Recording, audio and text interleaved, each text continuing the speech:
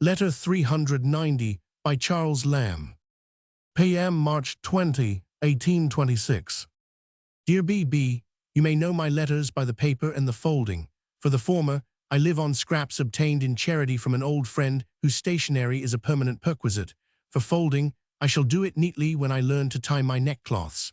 I surprise most of my friends by writing to them on ruled paper as if I had not got past pothooks and hangers. Sealing wax, I have none on my establishment.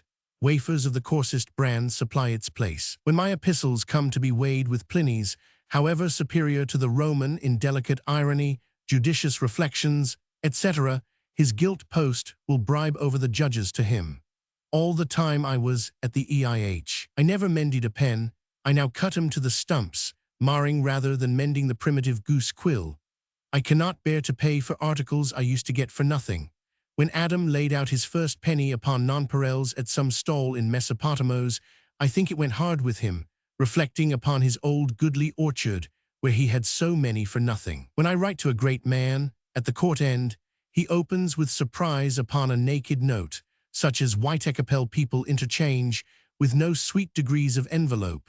I never enclosed one bit of paper in another, nor understand the rationale of it. Once only I sealed with borrowed wax, to set Walter Scott a-wondering, signed with the imperial quartered arms of England, which my friend Field gives in compliment to his descent in the female line from O. Cromwell.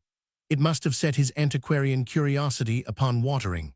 To your questions upon the currency, I refer you to Mr. Robinson's last speech, where, if you can find a solution, I cannot. I think this, though, the best ministry we ever stumbled upon. Gin reduced 4 shillings in the gallon, wine 2 shillings in the quart. This comes home to men's minds and bosoms. My tirade against visitors was not meant particularly at you or AK. I scarce know what I meant, for I do not just now feel the grievance. I wanted to make an article. So in another thing I talked of somebody's insipid wife, without a correspondent object in my head, and a good lady, a friend's wife, whom I really love, don't startle, I mean in a illicit way, has looked shyly on me ever since. The blunders of personal application are ludicrous.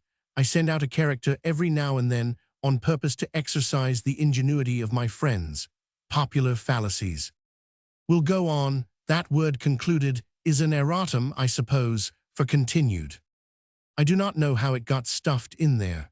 A little thing without name will also be printed on the religion of the actors, but it is out of your way, so I recommend you, with true author's hypocrisy, to skip it. We are about to sit down to roast beef, at which we could wish AK, BB, and BB's pleasant daughter to be humble partakers. So much for my hint at visitors, which was scarcely calculated for droppers in from Woodbridge. The sky does not drop such larks every day. My very kindest wishes to you all three, with my sister's best love. C. Lamb. Mr. Robinson's last speech. Frederick John Robinson, afterwards Earl of Ripon, then Chancellor of the Exchequer under the Earl of Liverpool. The government had decided to check the use of paper money by stopping the issue of notes for less than £5, and Robinson had made a speech on the subject on February 10. The motion was carried, but to some extent was compromised. It was Robinson who, as Chancellor of the Exchequer, found the money for building the new British Museum and purchasing Angerstein's pictures as the beginning of the National Gallery. My tirade against visitors, the popular fallacy that home is home. In the new monthly magazine for March. Somebody's insipid wife. In the popular fallacy that you must love me and love my dog, in the February number, Lamb had spoken of a norious, vapid wife. Barton and his daughter visited Lamb at Colebrook Cottage somewhen about this time. Mrs. Fitzgerald, in 1893, wrote out for me her recollections of the day. Lamb, who was alone, opened the door himself. He sent out for a luncheon of oysters, the books on his shelves, Mrs. Fitzgerald remembered, retained the price labels of the stalls where he had bought them. She also remembered a portrait over the fireplace. This would be the Milton. In the Gem for 1830, one was a poem by Barton, to Milton's portrait in a friend's parlor.